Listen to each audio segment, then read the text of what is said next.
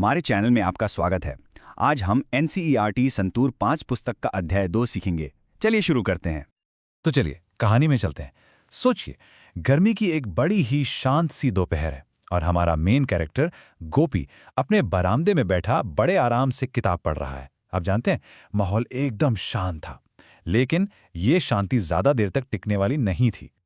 तो आज हम इस अध्याय में क्या क्या करने वाले हैं, चलिए एक नजर डालते हैं। सबसे पहले कहानी में गोता लगाएंगे अ मिस्टीरियस थर्ड के साथ। फिर कुछ नए वर्ड्स टू नो सीखेंगे। उसके बाद हम एडवर्ब्स को मास्टर करेंगे, ग्रामर का एक छोटा सा हिस्सा। फिर आएगा थोड़ा मजा फन विद फ्रेंड्स के साथ। और आखिर में हम सब मिलकर सोचेंगे व्हाट हैपन नेक्स्ट। तैयार हैं? तो चलिए शुरू करते हैं हमारे पहले हिस्से से, अ मिस्टीरियस थर्ड। कहानी में आगे क्या होता है, गोपी को आखिर सुनाई क्या दिया था, चलिए पता लगाते हैं। तो जैसा मैंने बताया, गोपी एकदम शांति से पढ़ रहा था कि तभी अचानक उसे बगीचे से एक अजीब सी आवाज आई। पहले तो पत्तियों की कुछ सरसराहट हुई और फिर एक जोर का धड़ाम। गोपी ने सोचा, शायद पेड़ से कोई आम गिरा होगा। अब क्यूरियोसिटी तो होती है ना? तो गोपी ने तुरंत अपनी किताब नीचे रखी और भागा बगीचे की तरफ। उसने हर जगह देखा, घनी घास में झांका, झाड़ियों के पीछे भी देखा, पर उसे कुछ नहीं मिला। और फिर उसकी नजर पड़ी सूखी पत्तियों के एक ढेर पर, और वहां क्या था? एक बिल्कुल सफेद हॉकी बॉल। अब देखिए, गोपी चाहता तो बॉल रख सकता था, पर नहीं। उसने फैसला किया कि वो इसके असली मालिक को ढूंढेगा। ये बात उसकी ईमानदारी दिखाती है ना?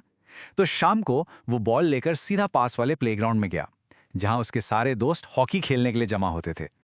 वहां पहुंचकर गोपी ने अपने दोस्तों से पूछा, अरे भाई, तुम में से किसी की बॉल खोई है क्या? तो उसका दोस्त मनोज बोला, हाँ, मेरी एक बॉल खोई तो थी, पर वो तो 4 महीने पहले की बात है। अब जाहिर है ये बॉल तो अभी भी गिरी थी, तो ये मनोज की तो हो नहीं सकती थी। इतने में उसकी एक और दोस्त रमानी मजाक करते हुए कहती है, अरे तो फिर ये बॉल तो मेरी है। गोपी ने पूछा, तुम्हें कैसे पता? तो उसने भी बड़ा चालाकी भरा जवाब दिया, तुम मुझे बॉल दिखाओ तो सही, मैं बता दूंगी कि मेरी है या नहीं। आप जानते हैं दोस्तों में ऐसी हल्की फुल्की छेड़छाड़ तो चलती ही रहती है। तो अब जब बॉल का कोई असली मालिक मिल ही नहीं रहा था, तो सबने सोचा चलो फिर खेला जाए। और बस खेल शुरू हो गया। गोपी ने बॉल दीपक को पास की, दीपक ने उससे रमानी की तरफ बढ़ाया, और फिर बॉल आ गई जय के पास। और दोस्तों, कहानी का सबसे मजेदार मोड़ यहीं आता है। खेल एकदम जोरों पर था। जे ने अपनी पूरी ताकत लगा के शॉट मारा और वो बॉल इतनी तेजी से उड़ी कि सीधे प्लेग्राउंड का गेट पार कर गई। और पता है कहाँ गिरी? ठीक उसी वक्त वहां से गुजर रहे एक स्कूटर की टोकरी में। क्या बात है! अब बेचारे स्कूटर वाले को तो पता भी नहीं चला कि उसकी टोकरी में एक गिफ्ट आ गया है, और वो तो अपनी धुन में आगे निकल गया। बच्चे जब तक भागकर गेट तक पहुंचे, तब तक तो स्कूटर गायब, और उसके साथ वो बॉल भी गायब। इस अजीब सी मजेदार सी घटना पर सारे बच्चे बस एक दूसरे को देखकर जोर जोर से हंसने लगे। तो कहानी तो बड़ी मजेदार थी, है ना? चलिए अब कहानी में जो कुछ नए शब्द आए थे उन्हें भी जान लेते हैं।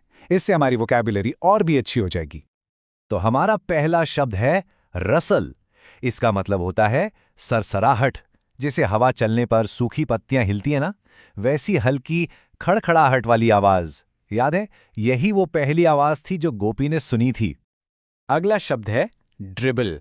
ये तो आप में से बहुत लोग जानते होंगे जो हॉकी या फुटबॉल खेलते हैं। जब आप बॉल को हल्के हल्के टैप करके आगे ले जाते हैं, उसे ही ड्रिबल करना कहते हैं। कहानी में रमानी ने बॉल को ड्रिबल किया था। फिर आता है शब्द बोस्ट। बोस्ट करने का मतलब है डींग मारना या अपने बारे में कुछ ज्यादा ही बढ़ चढ़ कर बोलना। जैसे कोई कहे, अरे मुझसे अच्छा तो कोई खेल ही नहीं सकता, तो वो बोस्ट कर रहा है। और हमारा आखिरी शब्द है ग्रैब। ग्रैब का मतलब है किसी चीज को झट से, अचानक से पकड़ लेना। जैसे कहानी में मनोज ने खेल शुरू करने के लिए गोपी से बॉल ग्रैब कर ली थी। अच्छा, अब थोड़ी सी ग्रामर की बात कर लेते हैं। घबराइए नहीं, बहुत ही आसान टॉपिक है, एडवर्ब्स। चलिए फटाफट समझते हैं। तो एडवर्ब्स क्या होते हैं? ये वो शब्द हैं जो बताते हैं कि कोई काम कैसे, कब या कितनी बार हुआ। अभी के लिए 2 तरह के एडवर्ब्स देखते हैं। एक है एडवर्ब्स ऑफ फ्रीक्वेंसी, जो बताता है हाउ ऑफन, मतलब कोई काम कितनी बार होता है, जैसे यूजुअली, ऑफन, ऑलवेज। और दूसरा है एडवर्ब्स ऑफ टाइम, जो बताता है व्हेन, मतलब काम कब हुआ, जैसे टुडे, येस्टरडे या इमीडिएटली। सिंपल। चलो भाई, पढ़ाई लिखाई बहुत हो गई, अब कुछ मजेदार करते हैं। आपकी किताब में एक बहुत ही बढ़िया ट्रेडिशनल गेम का जिक्र है, चलिए उसके बारे में जानते हैं। तो इस खेल का नाम है टाइगर्स एंड गोट्स, यानी बाघ और बकरी। ये एक स्ट्रैटेजी वाला खेल है। एक टीम बनती है बाघ की, जिसमें 3 बाघ होते हैं, और दूसरी टीम बकरियों की, जिसमें 13 बकरियां होती हैं। बाघ का गोल क्या है? उसे 5 बकरियों को कैप्चर करना है। और बकरियों का गोल क्या है?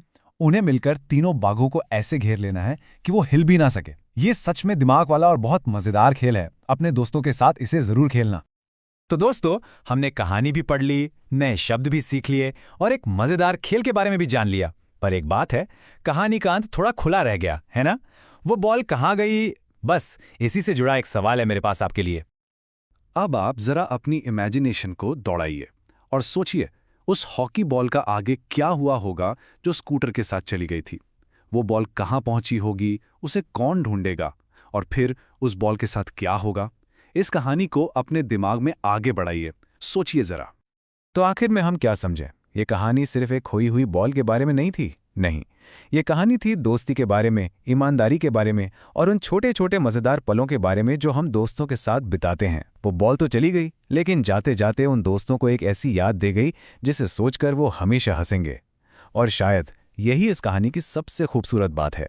देखने के लिए धन्यवाद। हमारे चैनल को लाइक, शेयर और सब्सक्राइब करना ना भूलें।